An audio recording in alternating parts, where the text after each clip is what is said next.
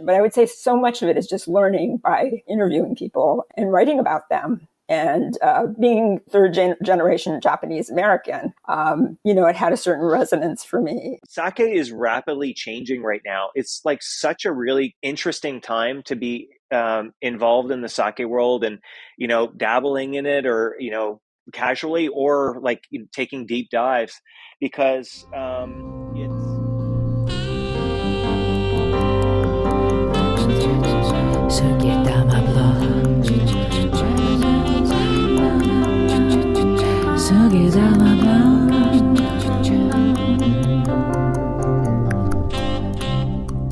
Hey everyone, welcome to episode 30 of Sugidama Podcast, the podcast about Japanese sake, the topic so vast and deep that you can write a British library of books about it, and it will be still not enough. And today, we are going to talk to Nancy Matsumoto and Michael Tremblay about their new book called Japanese Craft Sake. But before that, let me tell you about our sponsor, London Sake, which has one of the widest selections of premium and craft sake available online today. You can choose from over 100 sake from 25 breweries, and they will deliver across the UK and many European markets. And if you don't know what sake to choose, you can use simple online tasting notes, together with very sensible and affordable food pairings to help you decide. What's more, you can get a 10% discount by just using the code SUGIDAMA, all caps, during checkout. London Sake, making sake simple. My name is Alex and I live in London. I am certified sake specialist, sake judge, sake educator, and sake advocate. Besides this podcast, I have Sugidama blog, where I write about all things sake, publish tasting notes, overviews, and information about sake events happening in London. So every new book about sake is a big event among sake lovers, at least for those who don't read in Japanese, but can read in English, because there are still not many books on the subject available. So when I heard about the upcoming book, Japanese Craft Sake, which is being published by Tuttle, a very good publisher who released a few years ago the excellent Japanese Sake Bible by Brian Ashcraft, I got very excited. Of course, Nancy Matsumoto is a well-known writer and editor who specializes in the areas of regenerative agriculture, food, sake, arts and culture. And Michael Tremblay is very well known in the sake world. He's a sake samurai, sake judge, sake sommelier, and sake educator, and a big proponent of the Terroir concept in sake. So you can expect amazing book from those two. But Nancy and Michael will talk more about their backgrounds during our conversation. So let's listen to the interview. Please welcome our guest. Hi Nancy, hi Michael, how are you? We're good. I'm good. Hi, Alex. Nice to meet you finally. Looking forward to meeting you in person at some point in the near future. Yeah, definitely. I think we will meet at, you are judging at IWC, right? That's correct. Yeah, I'm looking forward to seeing just so many sake people after much time, being stuck in Toronto. So yeah, it's going to be great. Yeah, sounds good. Okay, so we're here to talk about your amazing book, which I read and got so much pleasure. What I like about it, I think the beginning is great because I love the iconography. It gives you straight away the main concepts of the sake in very visual and very easy to understand way. I really enjoy the style, this blend between these atmospheric, poetic, some descriptive passages and the technical information about sake, which very well done, and it makes reading it so enjoyable because you read about people, you can imagine the places, people, buildings, and so many like little details. Like it was like Senchitin Mashikawea cups, which was really like small detail, but yeah. I mean, great stories about the breweries and the people and the sake, which always interesting because I think we are humans. We're more interested in other humans. It's probably the main our interest. And I like the cyclical sort of structure of the book when you introduce somebody at one chapter and then come back to this person or to this brewery in some later chapters and do it several times, which builds the character or the brewery profile very well. So really enjoyed reading it. And I think we need more such books. And I think title publishers, they do great job publishing such books. And I think your book is a great addition to the small family of sake books. It's not that many of them at the moment. I did an episode about 5 key sake books, and basically I probably talk about most of them. I left out probably 2 or 3 books, but now it's going to be a longer episode if I haven't done it now. Okay, so probably we'll start with your background. Go ahead, Nancy. Start. Okay. Well, first, Alex, I just want to say I'm so grateful to hear that you like the book, and it makes me very happy that the sort of narrative structure worked for you. It's something we worked really hard on, and I can tell you read it very carefully. So thank you. That really means a lot to us. So I'm a journalist. I am based in New York and Toronto, and I started writing about sake probably a little over 10 years ago. I was assigned to write about the sake scene in New York City and how it grew. So it was an amazing opportunity to really dig deep into sake, and I didn't know much about it at the time. But the great thing about being a journalist is that whatever you're writing about, you immediately have access to the top people who are in that field. So it was an amazing education for me. And at the time, sake in New York City was just really vibrant and growing, and there were amazing people. I did a story on Bonyagi, who started the first sake bar in New York City, Decibel, and now he has an amazing place called Sakagura, which we may have been to. But there were just all these incredible people who were educating and bringing sake in, and those became my sources and my teachers. And then I had a chance to go to Fukuoka. I was on a sake tour with Etsuko Nakamura and John Gautner, and it was so much fun. I just went on to take John's sake professional class, and then I went to Japan to do his advanced sake professional. And much later, after Michael and I were working on our book, I took Michael's sake scholar course. And, all of them really contributed to my education. But I would say so much of it is just learning by interviewing people and writing about them. And being third generation Japanese American, it had a certain resonance for me. My maternal grandparents' family made sake and shoyu in Chiba Prefecture. So there was that connection. And then also I write a lot about agroecology and food justice, regenerative agriculture. So sake as an agricultural product of Japan was extremely interesting to me. So the great thing about the book is we got to dig deep into all these different things that I liked about sake. So it was really a lot of fun. Yeah, thanks.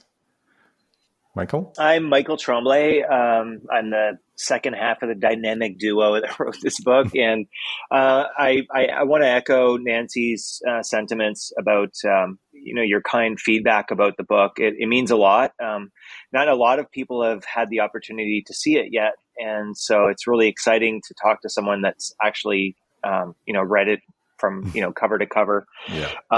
And I loved your comment about the cyclical nature, because one of the first things that Nancy and I did when we were kind of putting together the architecture of the book was thinking, about following rice planting all the way to rice harvest and then brewing. So the cyclical nature of sake making. And so like from paddy to glass, basically. And so I think it's great that you picked up on the cyclical nature, even just in the chapters with the characters in the book.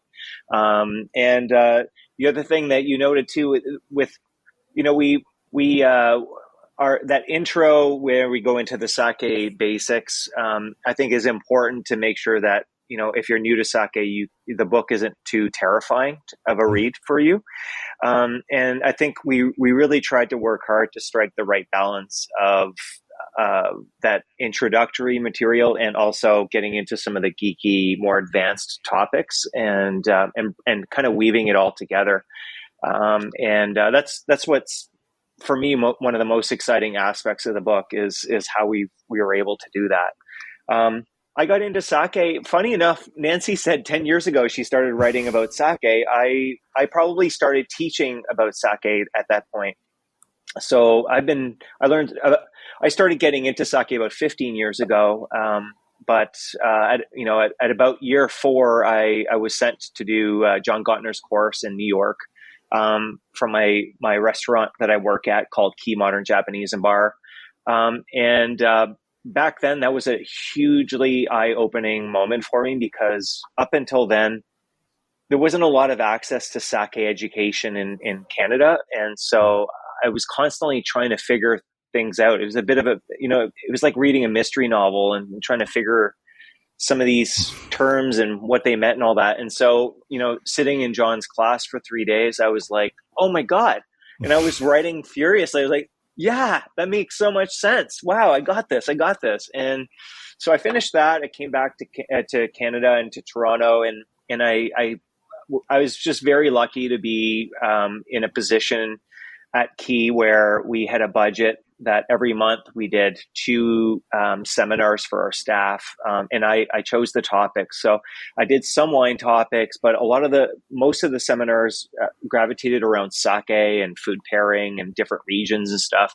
And so I became better versed at I was able to just kind of start to grasp more of the material as I was learning it and regurgitating it to people.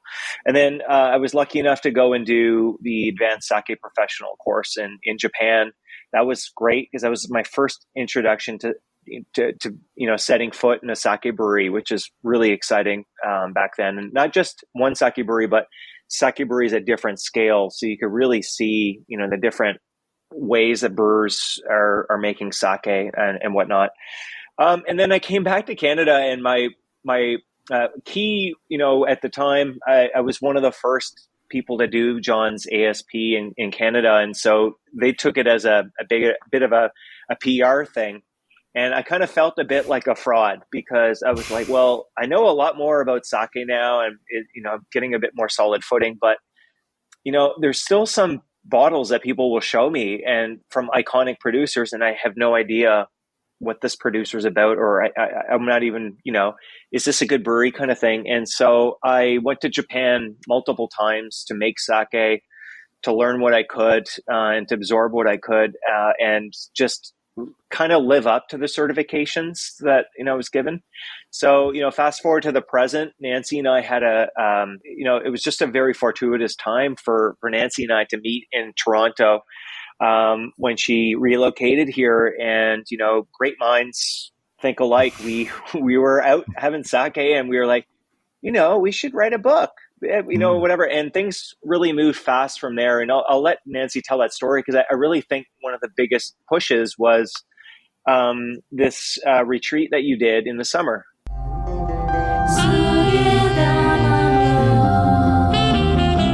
Yeah, Michael and I had talked about teaming up, and it seemed that our skills are really complementary because Michael is a seasoned sake educator. He does these beautiful infographics, and I'm kind of the storyteller, the person who puts together the tales of the people behind the sake. And so we had this great idea, and we started writing a proposal. And I happened to be selected to be a fellow at Stone Barns Center for Food and Agriculture in the Hudson Valley. And it was an amazing experience and put me in touch with a lot of really well-connected and wonderful people, many of them women. So we had this one event where people would stand up and say, I can provide X and I need Y. So I stood up and I said, well, I can help anyone write an op-ed, but what I really need is a book agent. And 3 people came. And so we started at this amazing, place where we were interviewing agents. And I think, Michael, they were all interested, right? We kind of ended up selecting the one that we like the best, Max Sinsheimer in Washington, who's been amazing. And I credit him for getting us the book deal. Yeah, and we went from just casually talking about this to having, I think, 3 prospective book agents that were interested, and we were like, "Well, okay, so there's people out there that don't know too much about the project but think it's a great idea." So we really were motivated to start looking at putting together our book proposal, and that took a few months just to figure out the structure. And the structure did change a little bit from that beginning. I think for the better, as we figured out what we wanted to do, and our research trips to Japan as well really informed that. We were in Japan twice in 2019 and once in early 2020 to do all our research. And so when we came back, that early structure did change because we met so many amazing individuals. We visited well over 35 breweries. We interviewed other breweries that we couldn't physically get to. And that really the book really started to take shape there. Yeah, I think you've been lucky in the way that you managed to go to Japan just before the pandemic. So you just probably grasped the last trips available there. There's a part in the book that I think got cut out, but we described how on our last trip, it was like January, February of 2020. And as we're traveling, it was a really long trip, like 16, 17 days. And as we were traveling across the country, we started seeing more and more signs of COVID. The hand sanitizers started popping up. Beginning, there weren't really any masks. By the end, everyone was completely masked up every time we checked into a hotel. And then the last night we were there, we were going out to dinner with some friends in Tokyo. And that's when the story broke about the Diamond Princess cruise, truly bringing COVID right to the shores of Japan. And we flew out the next day and we felt incredibly lucky, like it was just like under the wire. Yeah, and that was the last time either of us had been to Japan. Yeah, and when we did our research trips, we actually didn't have our publishing deal yet. We were in negotiations for it with Tuttle, and it was kind of a bittersweet moment, like in early March when we finally signed the deal, because then everything closed down. We laid off a lot of people in our company. It was a really sad moment. It was a really sad and scary time for everyone. It was like, if there was any color that kind of describes it, it would be gray. And, we're in this incredibly sad time and unfortunate time. And we've got this great news that our book, we've signed. It's official. We're going to be writing a book now. And also it's hard not to think, well, now that my restaurants are closed, we've got time to write, because it's a big endeavor. And so, I'll always remember that moment and I also remember that, in 2 or 3 weeks we'll reopen. So we'll take advantage of that 2 week or 3 week window to do what we can right now before things get busy again. And sure enough, it was, a lot longer than that. And, and the book in many ways was, therapy because while we're locked in, in our respective homes, we are able to continue to travel through these chapters of the book. And as you know from reading it, it's a bit of a travelogue of these adventures that we went on and all these amazing people that we met. And so it was great to relive that and to think about all these fantastic people we met and all these trips, and also think about, well, how is the pandemic going to change Japan when we go back? Is the Japan in our books going to be the same, in 2023 when we're able to get back there? Yeah, it's amazing how things got together in right place and right time. You managed to go to Japan just before pandemic, and then pandemic gave you a bit more time to write a book. So how was it to write a book together? Was it difficult? Was it like I know that there are writing duos in history of the literature, but I'm just wondering how you split the responsibilities, how you did the writing. Well, let's see. Michael, that wonderful infographic section at the front of the book, those are all Michael's infographics. And some of them he uses for his class, and some I think you created for the book, right, Michael? Yeah, a lot of them actually were created for the book specifically. I've just been lucky enough to repurpose some of them for presentations and stuff as we're going. Mm-hmm. And for me, the pandemic was really great because it gave this really long interrupted time where I was trapped in Toronto. I couldn't get to our apartment in New York. And so basically, my husband was working we have a small apartment here. He was working in the living room, and I was sitting on my bed in the bedroom, transcribing tape, and really putting together the chapters, and tons of emails back and forth with sources in Japan, many of whom don't speak English. So my Japanese is pretty good, but writing in, lots of emails made it a lot better in Japanese.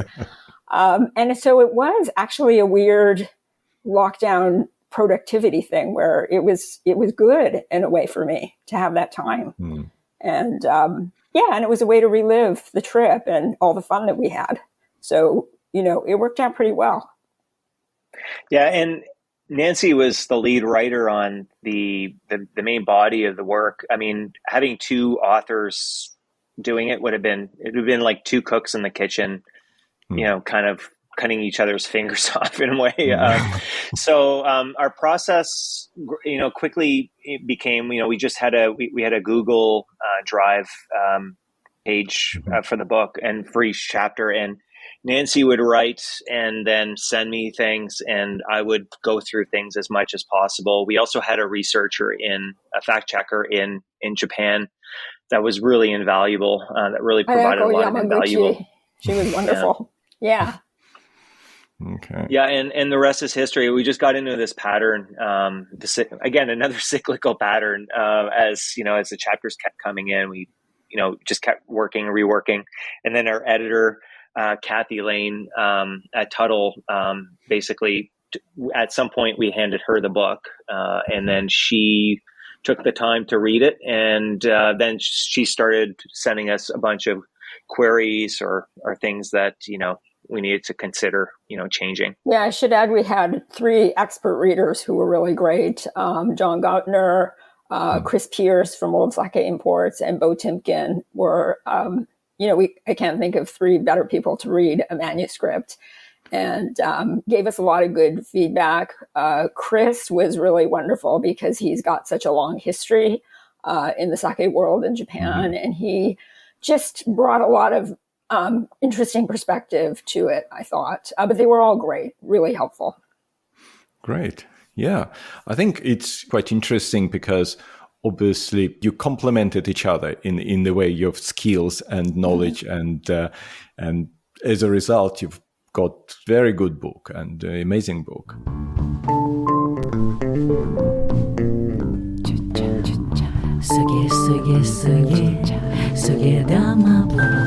So you mentioned that the concept changed slightly from the beginning, from the idea to the final book. But what was your concept? Because obviously when you were probably talking at the beginning, you were like, okay, let's write a book about sake. But on the one hand, it's a huge topic. You can write, I don't know, it's a lot of stuff about sake. But on the other hand, a lot of people don't know anything about sake. You're probably limited by topics, no? Well, yeah, it's a good question. I mean, Nancy said it a few times, and she's bang on in that we do complement each other in that I get ultra geeky about something that would be really interesting to maybe 10 readers. And then, she makes me take a step back and go, okay, well, I think there's a great way of telling a story. And then there's a way of telling it that's just way too detail oriented. And that's where Nancy's expertise as a journalist really comes in. She's really able to tell the story about these people and weave in these really intricate facts and history and culture of Japan, which is not easy to do and keep the reader with you, particularly a reader that isn't well versed in Japanese history or culture. And I think, Nancy, correct me if I'm wrong, but I remember we were having Japanese inspired beers at Godspeed in Toronto, and I remember we had talked about my sake scholar course, which deals more with the regions of Japan through the lens of sake, and I think we had talked about perhaps that being kind of a vein to go in, and for a while I think we were thinking regional thing, but in the end that totally wasn't what we ended up with. Okay, so I'm trying to reconstruct. I know we had a couple dinners. One was at Godspeed and one was at Oh My, where we talked about the book. I think we came up with the patty to glass idea very early on, and that didn't change in the sense that we start with a planting of Yamada Nishiki in Hyogo Prefecture, and then we end kind of sharing in it. Because it was COVID, we had an online nomikai. So Michael was in his apartment and I was in mine, and we were tasting these great Yamada Nishikis that we had talked about in that first chapter. One thing that changed is, we really imagined going for a harvest, like to sort of like make it come full circle, patty to glass, and then have those bottles. But because the country was locked down, we couldn't go. So I had to do a lot of reporting about like, okay, describe the harvest to me, send me pictures of the harvest, and then sort of try to recreate that, which was fine. But I think Michael is right. We use the regionality idea, and the central thesis of the Sake Scholar course is all about regionality and and what those bring to sake. So we do talk about the influence of climate and geography, and the geekiness part is sort of a running joke through the book. It's like, okay, yeah, Michael, stop being so geeky, pulling him back. But it's part of what makes it fun. And I think in terms of like, how do you keep the reader with you? It's really the storytelling, telling interesting stories about these people who, it's not hard because they're fascinating. And their family histories are hundreds and hundreds of years in some cases. So it was really a joy to be able to kind of tell people those stories. And one of my hopes is that it's translated into Japanese, because I feel like I want Japanese people to appreciate what they have right there in Japan. And I feel like our book would help them do that. I was just going to add, and to go to the harvest that we weren't able to visit, we had a very talented photographer who was able to cover harvest for us. He took these fantastic drone images of harvest as well, and he was able to to capture some of the moments that we missed out on. I think I could speak for Nancy and I in saying that we were extremely envious that he was there and experiencing this, because we really wanted to go. But shout out to lucky Erwin we were able to Wong. get someone there. He's our photographer. Yeah, he was great. He's Tokyo based. Okay. Yeah, I think what I wanted to say that you're absolutely right, because one of the appeal for me in sake is the very deep, long history behind every brewery, a lot of sake, a lot of things that it's not just a drink. It's one of the national treasures of Japan, intertwined with history, with culture, with people character, and all these together makes its amazing drink. So I think you captured this idea in your book, because basically you read about history of the brewery, talking about people, talking about their ancestors or people who started this business and who are doing it now, and it's the same family still. So I think it's really keeps you reading and keeps you, you say, oh yeah, I want to know more about this person. And then this person comes in the next chapter saying something different. And you say, oh yeah, I know that, I remember. And one thing I was thinking that its book is probably written in the age of Wikipedia, because you've got these references to chapters. And I think it's probably hyperlinks. You would have written this book on the web. It would be like a hyperlinks. It's you've got a name and people click on it, come back to this chapter and read it to refresh the memory. I would love that. It would be wonderful if it were an ebook and we could do links like that, because it makes me really happy that you picked up on all of these connections through the chapters. You're a careful reader. I'm not sure everyone will, but I agree. I think sake is so much more interesting if you know the stories behind it and the history and culture of Japan, which really very strongly influences and shaped the development of sake, even to this day. So I hope it makes it fun for people. Yeah. Well, and we recommend a lot of sake throughout each chapter, so some sakes that kind of embody what that chapter was about. And so the whole idea too is that you can enjoy the book, find a few of these sakes and, enjoy them as you're reading, through our travels of Japan. And it's one way of connecting with some of the subject matter that's in the books. Yeah, I think it's great examples of the sake you're talking about in the chapter, and then you've got 3 sake that you probably can find, well, if you're lucky enough, in some pieces. Some sake like Oka is available in big cities around the world. But yeah, I think it gives you this kind of feel that you can read the book, try sake and say, oh yeah, exactly what they're talking about. Yeah, or something different. I don't know. I think when I first look at the book and it says rice, water, and earth. And usually you've got like a rice, water, and koji, and yeast, or rice, water, and microorganisms, something like that. And earth, it's something that completely was a bit surprising. And then when you read the book, you start with rice, then you talk about water, and then the few chapters basically about earth, about terror. It's quite interesting concept. I think quite a lot of focus on this book on sake ingredients, as opposite probably to focus on techniques. So did you do it on purpose, the trying to do it on the ingredients, like an ingredients focus? Yeah, I think Michael can speak to that. Yeah, I mean, well, going back to the paddy to glass, our first chapters are about planting rice, and the rice, water, and earth are all elements that are part of that. So in a way, it connects everything throughout the book. I think the one thing that rice, water, earth doesn't talk about is the people, which is, I think, the star of the book in many ways.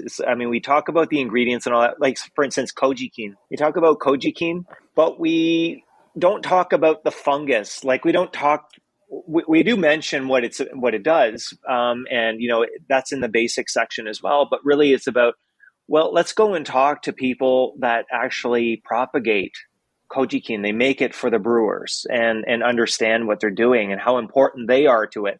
Because some of these people are hidden in the sake industry. Like, we're consumers here in Toronto, we're opening bottles of sake and we think of the sake brewer, but we don't think of the rice farmer per se. We don't think about the person that propagates the yeasts that go into that sake making, the koji, etc. So we really, in many ways, the rice, water, earth is kind of a symbol of the 360-degree view of sake that we're trying to cover. Yeah. Okay, before we continue our conversation with Nancy and Michael about their amazing book, Let me remind you about London Sake, our sponsor, and their huge selection of curated sake sets, which provide a great opportunity to explore various styles and types of sake. Have a look, but don't forget about the magic word Sugidama, all caps, to give you 10% discount. Back to my conversation with Nancy and Michael. I had an episode last year with Andrew Russell. You met him, I think, at Yamada Brewery. Yes, we did.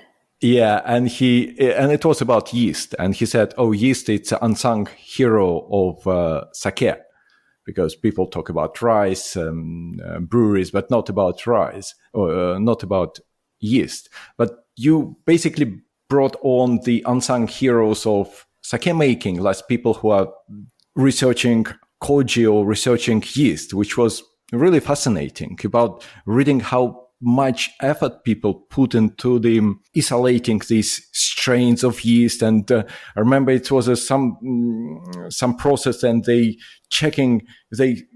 receiving the samples from the breweries, they checking each sample, they doing this again and again I think it's such a lot of effort and such hard job, and we normally don't know about these people. Yeah, so it's great that you brought them in. It's great that you mentioned that, because of the wine world. You know, in wine world, you harvest grapes, and the yeast on it is part of the fermentation, but the grapes themselves really inform of a lot of the aromatics you're going to find, or the character, the personality you're going to find in a wine. In sake making, yeast is very important for that profile of the sake, whether it's you want something with more acidity and umami, or a really explosive aromatic sake. The yeast is really part of that profile, and in many ways it is the unsung hero. Sorry, Nancy, I cut you off, so please. No, I was just kind of going back to, talking about rice, water, earth. So the first half of our book, just about the book structure, is devoted to those three agents. And then the second half, we say, is devoted to the invisible and visible agents of change in sake, which we consider equally important. And so the invisible agents, of course, are yeast and kojikin. And so it was a wonderful opportunity to talk to the Nodai professor whose specialty is isolating flour yeast, or to go to Masami in Nagano and show how they're doing painstaking work to kind of use number 7, which they're most associated with, but create a modern version of it. And then in the kojikin part, visiting these two amazing kojikin makers and sellers. And I mean, kojikin really is an unsung hero. But then we talk about the visible agents of change. And so what I like about this half is that, all of these are equally important: the yeast, the koji, but then the people, the master brewers, the Toji Guild. We have a whole chapter on women Toji, the cooks, the bartenders. We have a little sidebar on Marie Chiba, who's such an influential bartender and sake maker and collaborator. So yeah, it's that was, I think, a really fun part of it, is to kind of create this holistic vision of what sake is and all these different components. And in many ways, it sounds like we have everything but the kitchen sink in the book, but it works. I wasn't sure if recipes would work, but like the recipes is a treat. Like you could be making these fantastic home cooked dishes that the brewers themselves do in their respective prefectures. That's really cool, and you can be enjoying the sake from that brewery with it, and so that it gives you a closer connection with them, and also with sake in general. Yeah, it gives you opportunity to do yourself something, because you can't make sake. Well, you can, but not this sake, this kind of sake. But it gives you opportunity to at least cook something for this particular sake and try it and say, oh yeah, at least I've done something. And I think it's very, very nice detail of including recipes from actual breweries, which brings these breweries closer to us when you read the book and you trying these recipes. Yeah, I think it's amazing. Another thing I noticed that, and probably, I mean, it makes a lot of sense that at the start of the book, there are more references to wine. And it's quite normal when people refer to wine talking about sake, because wine is something we're familiar with. We drinking it and we know about it. And then there are references to wine to help to understand. But in the second half of the book, like probably after the half of the book, these references are gone. It's like you sort of educated people on sake, and you don't need these references anymore. Yeah, I think I was just going to say it's sort of a reflection of the structure of the book, where the first half is really about the components of sake, which the wine analogies are really useful. And Michael being both a wine sommelier and a sake sommelier, I think they come naturally. Whereas you're right, the second half people know more, but also we're then talking more about these other kind of more ethereal or indefinable aspects, the humans, and then the yeast and the koji cane, which koji cane, of course, doesn't have a parallel in wine. And I think the yeast and wine analogy is totally not really relevant. So I think that's one reason why that happens. The other is, particularly in rice, there's you will see some bottlings of sake where they're using Grand Cru Classé or they're using Lieu Z. These are French winemaking terms, or French wine terms. And so we didn't think it was too bad of an idea to use them. I mean, Grand Cru kind of, I think even if you're not well versed in wine, you can understand. And it was a way of connecting people, and making them, giving them it was just a way of having them understand what we were getting to.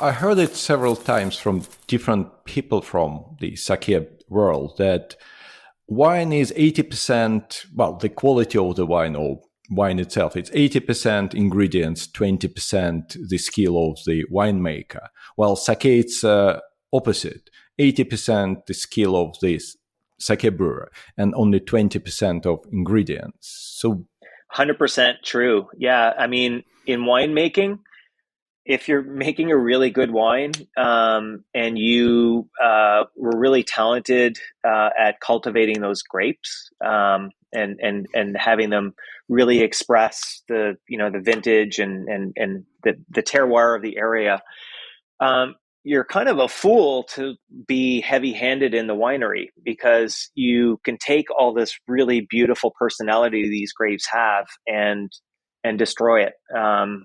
And will it into something else. And maybe that's the choice of a winemaker. In sake making, for sure, there's more manipulation that has to be done. And we're not going to get into the debate of terroir. I don't think we have time for it. And I love the debate, and we debate it in Sake Scholar. I think some people think that Sake Scholar course is all about terroir in sake, and it's not at all. But in all of the expressions or definitions of what terroir is that I've come across, several of them talk about the soul of the vigneron, so the soul of the winemaker, as being a part of that idea of terroir. And I think that in sake making, more so than in wine, the soul of the toji is really, really an important part of the end product of that sake, whether it's terroir or just the character that the brewery likes to make with their sake.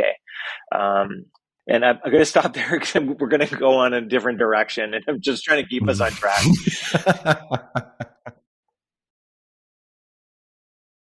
If you would summarize your book, what are the key points you wanted to make and to convey them to your readers? Well, I think first, for me at least, wanting to bring the personalities behind craft sake alive to the reader. is something that was very important to me to kind of animate it and make it more than sort of a tasting and, ABV, sake meter value, say my boy, sort of dry dissection of, what different sakes are. So that was important to me. And then also to show how, how ancient this beverage is and goes back thousands of years. And learning about sake really teaches you about Japanese culture and history because it goes all the way back to myth and legend. And then becomes very closely entwined with first Shinto and then Buddhism, the aristocracy, the imperial family. All of these are really important parts of sake history. And then, you see how it becomes gradually a drink of the people in the Edo period when you have a very mercantile culture. And the making of kojikin, for example, passes from the temples to merchants. So all of these things, to me, I just wanted to have people feel that there's this incredible history behind sake. And then I think the primer really, it's great for whether you're a beginner or a professional, because Michael lays out, what the basics are, how sake is made, but also there are a lot of nuanced areas too that talk about umami and pairing that I think a professional would really enjoy. So we wanted it to be both practical, so it's useful if you want to know what to go out and buy. We have 3 a sake flight at the end of each chapter, but also a travel log and history and culture. So all of those things I think are what I wanted to bring to the book. Yeah, for me, I think all of the above of what Nancy said. But with regards to the infographics at the beginning, we really wanted to educate the enthusiast or the budding sake person into learning about sake visually. I think the challenge with learning about sake, and I've seen it by training countless staff at Key, is that you're introducing Japanese terms like ginjo and tokubetsu and dai ginjo and all that, which roll off my tongue very easily now, and I'm very well versed in them. But for someone new to sake, I think seeing things in some kind of visual manner, I think, is important for them to be able to grasp things quicker. And so we had a lot of fun putting that together so that it could complement what's out there. For me, another aspect would be that we wanted to submit something to the realm of sake books that are in English that hasn't been done. And I think, and we also wanted to complement all of these other books that are out there. My hope is that we've done that. And lastly, as Nancy alluded to, we talk a lot about the history of sake, but we don't just talk about the history of sake. Sake is rapidly changing right now. It's like such a really interesting time to be involved in the sake world and, dabbling in it or, casually or like taking deep dives, because it's changing so much. And so what we really wanted to do with the book is set the stage for this. So after reading the book, you understand its history. You see where sake has been. You see where it is now. And now you're ready for the next 20 years of adventures, because I guarantee sake is going to continue to evolve in the next 20 years at a rapid pace, or at least it seems to be already. So you met quite a lot of people during your travels to trips to Japan and probably outside Japan as well when you were writing the book. So what were the most interesting, funny moments, revealing moments in your travels in terms of like meeting people and talking to them? One of them for me was meeting Yoshi-san at Yucho Shuzo. And I think Nancy would agree, in Nara. The brewery makes Kaze no Mori, and Alpha, and Takacho. They're Bodai Moto. When we arrived at the brewery, it was late afternoon. The sun was going to set soon, and we were ushered into the kitchen table, and we were regaled with a 3.5 hour history lesson on sake. And honestly, it was very hard for Nancy and I to get up. It was dark out when we left, and honestly, I would have been happy sleeping on the couch if we could have had another 2 hours of learning about the history of sake. It was just such a fantastic experience. He's such an eloquent speaker on all things, and it was just amazing. So that's one for me. And the other is Ue Higashi-san in Kochi, who's one of the yeast scientists that we visited. I knew him from judging the U.S. National Sake Appraisal, and we went down to Kochi to meet him, and he took us on a tour of 5 breweries.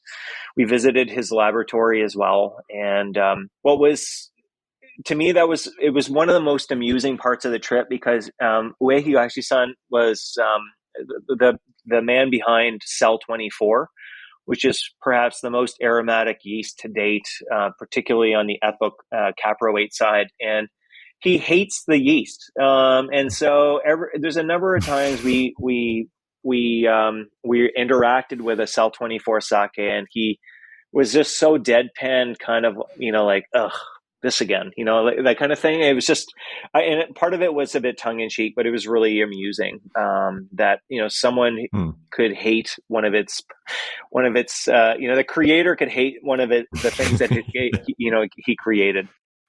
Nancy, I'll pass it off to you. Yeah, those were 2 really amazing encounters with people that we interviewed.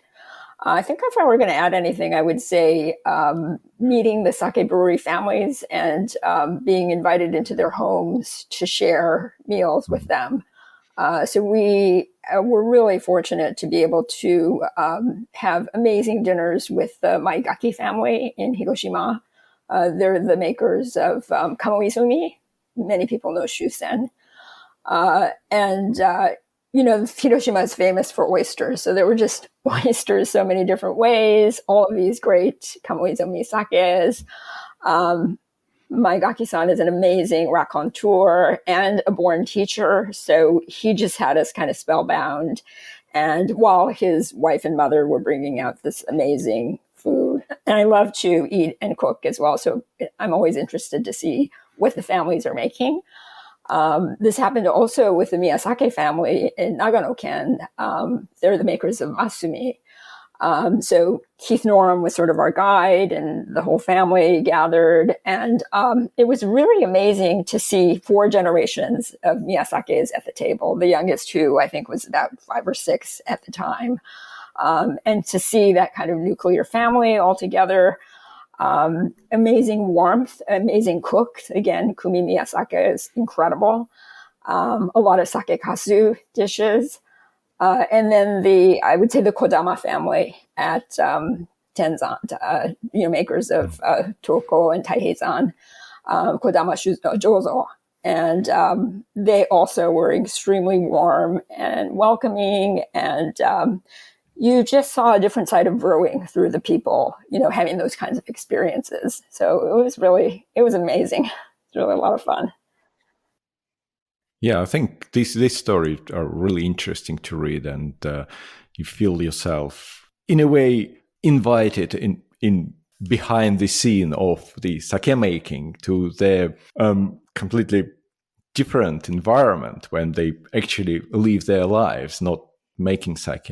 I think I'm glad that, to sort of be able to share that with readers, because it is an incredible, rare treat. And I know we both really, really treasure those memories. Yeah, it was amazing. I know the Miyasaka family, they even have an upright piano there. So they even let me play it for a few minutes, which was such a treat. But all families, and pretty much a lot of the other breweries that we visited throughout Japan were just very, very generous with their time, and were really inviting and really open to getting us whatever we needed to make this book, get off the ground, which was very important. yeah, I'm very grateful. I'm sure Nancy is too, to all these people that have, made an impact on this end product. Yeah, one of the other experiences that just was also so special is being invited to the Shinshu party of Nambubijin.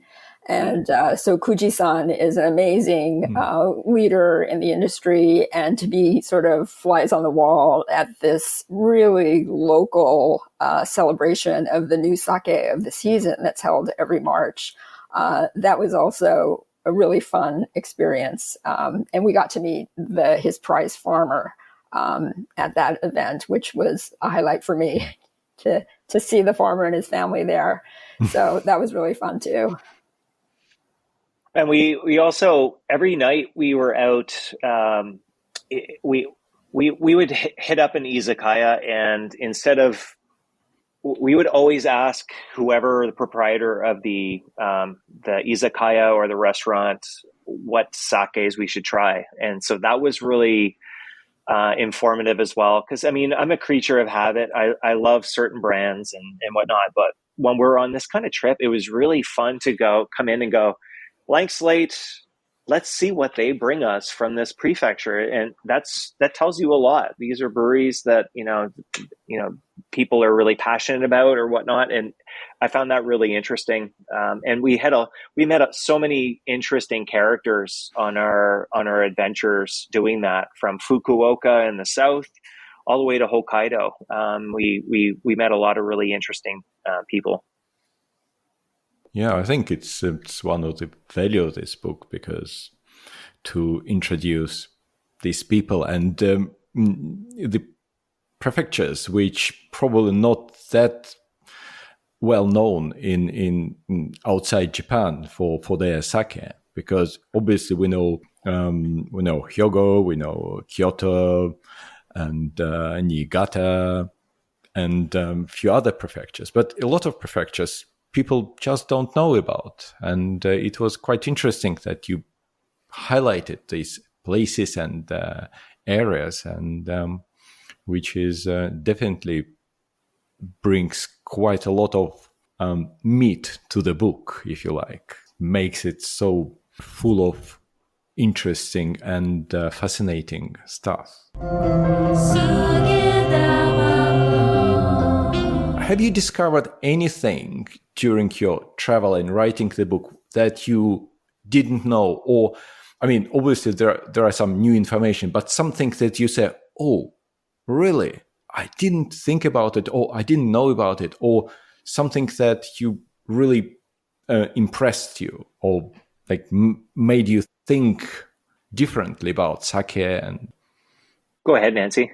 I mean, there were so many moments like that. It's kind of hard to pick just one. But if I had to, it might be our visit to the two Kojiki makers. I mentioned before how I realized how unsung they are in a way for really shaping the final sake. So, for example, when we were at Akita Konno-san, who's an amazing scientist and president of the company, he showed us, he described the process, but he also showed us how involved he is in the daily life of the brewers. So just the way Higashi-san, the yeast scientist in Kochi, every week he'd pick up, a whole truckload of moromi, and he would be analyzing the moromi, and he would be giving, instantaneous feedback to the brewers, like, okay, you need to do this, and I can't tell you how many times you were with him and the phone rings and it's a brewer, like, asking for advice. So in the same way, Konno-san is getting all day, he's analyzing Kojimai. So these are his client breweries who are like, okay, how does my Kojimai look? Do I need to tweak anything? Do I need to do anything? And so you saw how influential they were. Not only that, is he showed us these computer printouts of, the kind of like the chemical profile of, say, a prize-winning brew. So brewers will study these, and they will say, I kind of like a sake like this, and then he can analyze it and then sort of reverse engineer a koji kin and help them with their profile. And he does this with lactic acid as well. So I think all of us who were there, our minds were kind of blown at, and this was a real look into how important they are. And, we just don't realize it. So I think that was probably the most dramatic example of that kind of thing for me. Yeah, mine was also related to microorganisms. I mean, Akita Konno particularly was just eye-opening. I 100% agree. Another one was we visited Kazuoka Sensei, a yeast researcher, a flower yeast researcher at Tokyo Nodai. So first off, visiting Tokyo Nodai and actually setting foot on the campus there, it's like the UC Davis of sake making. UC Davis is a very important winemaking university in the U.S. This is kind of like that, and it's basically educating a lot of the up and coming generations of brewers, and it was fascinating sitting with Kazuoka Sensei. We didn't have enough time. I really wish we had another half a day with him, but exploring the fact that you can isolate thousands of yeast spores off a single flower, and then the painstaking amount of time it takes to make little mini sakes with each one to see which ones are actually viable for sake making, and then to realize that maybe 1 to 10 of those might make it, beyond that into sake making. It's really fascinating when you think how much work goes in, to develop new ingredients for sake making. You must have drunk quite a lot of sake during your 2 trips, I guess. But do you remember your first sake when you first tried sake in your life? I wonder if it's because some people remember, some people say, yeah, it was this part of my life I tried, but some people remember the exact moment, or not necessarily the first time they tried it, but the first time they realized that they like it. I actually remember mine. Funny enough. Good. It was, most people, their first, particularly in North America, their first association or, experience with sake is generally, the lower grade warm sake, whatnot. Mine was actually a Junmai Daiginjo. I was at Key for an interview. So I didn't know much about Japanese food or sake. Actually, I knew nothing about sake then. I didn't even know the term Daiginjo. And I knew one of the managers there. And after my interview, I had lunch, and she's like, try this. And so it was a sake from Omodaya Shuzo. They make a brand called Wakatake in Shizuoka. And it's a very classic example of what Shizuoka sake can be like. And that was my first sake. And it was a really elegant way of dabbing your foot into that. And sure enough, I would not know that, 5 years later, I'd be teaching about sake, and I'd be on my way of becoming, a pretty active educator in the sake world. Do you know yours, Nancy? Well, mine was kind of weird. I mean, growing up in a Japanese American family, my family they weren't big drinkers, but you always had a bottle of shochikubai to cook with. And I had one in my fridge too, just cooking sake. So I didn't think of it as a drinking beverage. And of course, I had the hot sake from the machines, and everyone says that was a huge turnoff. To me, it was like indifferent. I just didn't think it was good or horrible. I just thought, oh, that's what they do at sushi restaurants. So I was lucky in the sense that, describing how I first started writing about sake, being introduced to all these amazing sake professionals who were introducing me to things like, I remember Jamie Graves introducing me to Tamagawa, or Keita Akaboshi introducing me to a bunch of Tohoku sakes, the kind of starting with really incredible sake. So it was really easy to fall in love with them.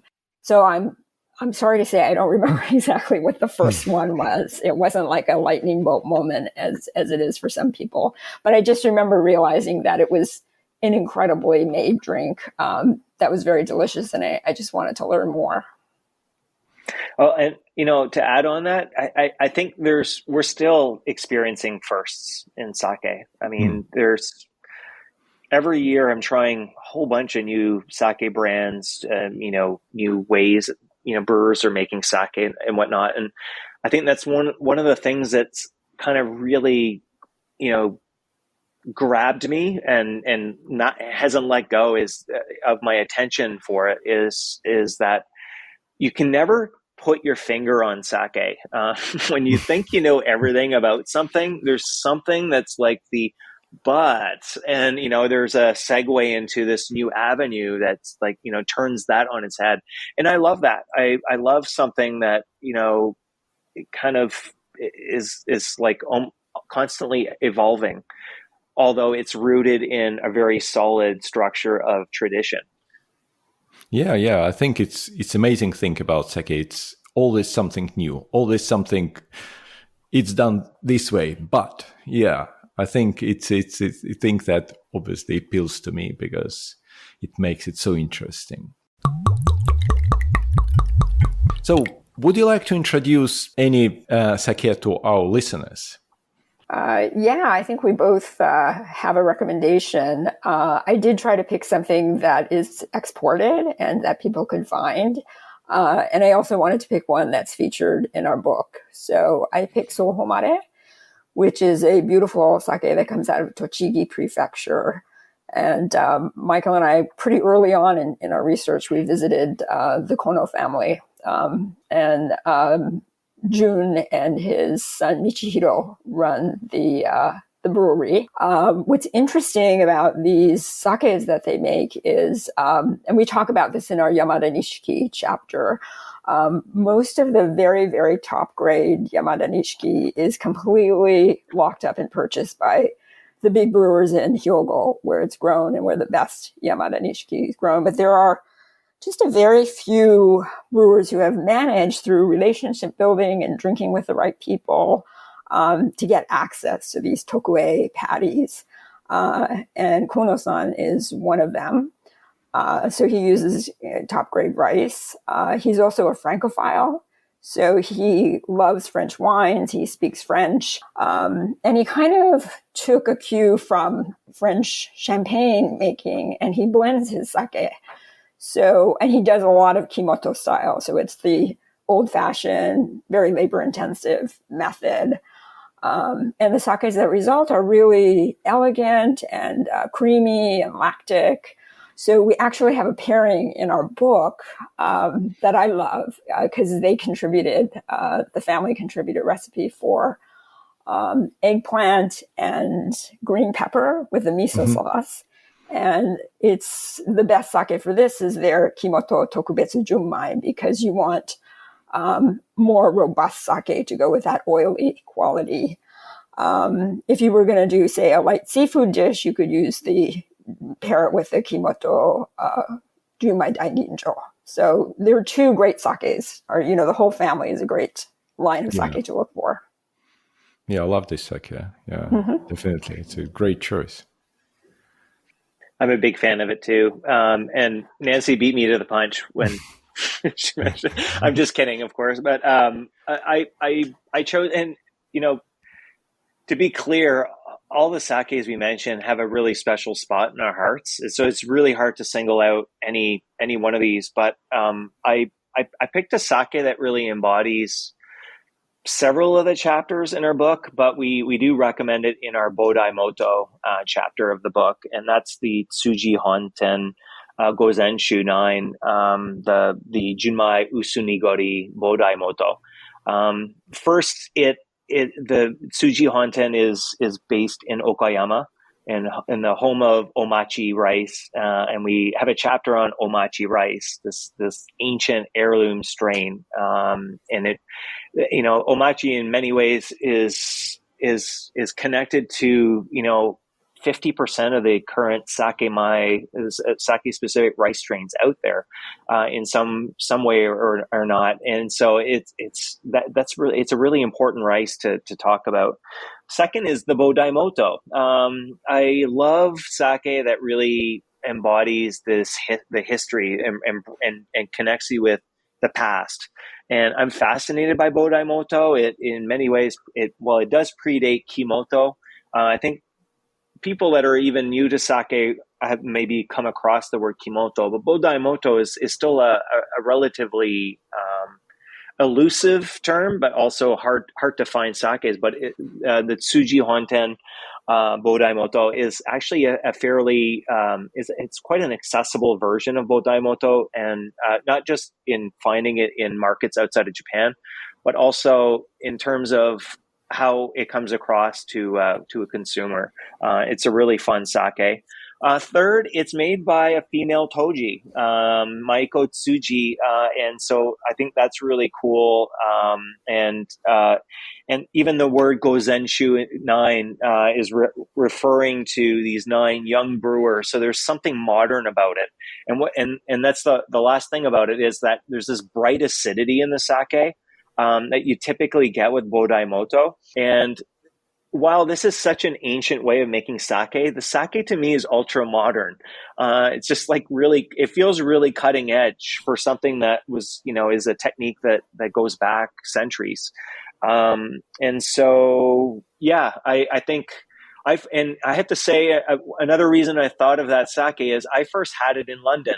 On my last time judging at the International Wine Challenge, I think in 2019, I was lucky enough to try it, and with a bunch of fellow judges, and I actually loved it. I really, really, really loved it. I love the label too. Label has this ancient, again, it looks ancient, but is so modern to me. It just really, I'm really attracted to it. So, yeah. Yeah, thanks a lot. It's amazing recommendations. And I think we had a very fascinating conversation, because I feel like, looking at the timer, it's 1 hour, 12 minutes or something. I'm thinking, really? We've just started talking about it. I think we could go on. We haven't even opened sake yet. Yeah. Open a bottle of sake now and continue the talk. Yeah, and we can continue talking probably for hours. Thank you so much. It was great to be here. Yeah, thank you very much, Alex, for thinking of us. Yeah, and I hope that your book is out soon, and a lot of people will pick it up and enjoy reading it like I did, and we'll start probably thinking more about sake, buying more sake, drinking more sake, and join our happy family of sake drinkers. Well, save that date, May 10th. That's when it should be out in stores and available online. But it is available for pre-purchase now. If you're really anxious to get a head start on it. But yeah, we're May 10th. We're aiming. We can't wait for that date to come. Yeah, thanks a lot. Thank you.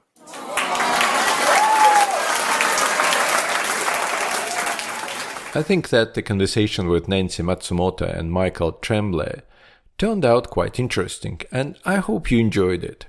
I'll be back with more episodes about the evolution of sake brewing and very interesting interviews. In the meantime, buy a bottle of sake, recommended by Nancy and Michael, and try it. Sohomara sake is available from a number of retailers, including our sponsor London Sake, where you can get a 10% discount by entering Sugidama all in caps at the checkout. The sake Michael recommended is also very interesting. I featured a very similar Gozenshu Usu-Nigori Bodaimoto in the previous episode, but it was Namazake, unpasteurized sake. Michael, on the other hand, recommended a pasteurized version of this sake. They both are available from the Tengo Sake website, so go there and buy probably both of them and compare how Namazake unpasteurized sake is different from normal sake. If you have any questions or suggestions about any sake topic, just drop me a line. My email address is alex@sugidama.co.uk, Or you can tag me on Instagram or Twitter at Sugidama-blog in one word. Again, if you like the episode and want more, hit the subscribe button, and you will get every new episode downloaded to your player as soon as it's out. If you would like to give me a bit of support, please leave a review or rate Sugidama Podcast. There are two places you can easily leave a review. On Apple Podcasts, if you use iPhone, iPad or Mac, go to the Sugidama Podcast page there and scroll down to the bottom where you can see reviews. There will be a link to add your own review. Another option is the Podchaser website, where you can leave a review of any podcast, regardless of what platform you use to listen to it. I've got a link to my page there in the show notes. You need to register at Podchaser, but it's easy because you can use your Twitter or Facebook credentials. Spotify now allows you to rate the podcasts you listen to. So if you use this platform, rate Sugidama Podcast there. Of course, you can share this podcast with your friends on your social media, chat apps, anywhere. A lot of people mention a friend's recommendation as a reason for listening to a particular podcast. So you can be that friend and support Sugidama Podcast. Thanks a lot for listening. Kanpai. Sugidama blog. Sugidama blog.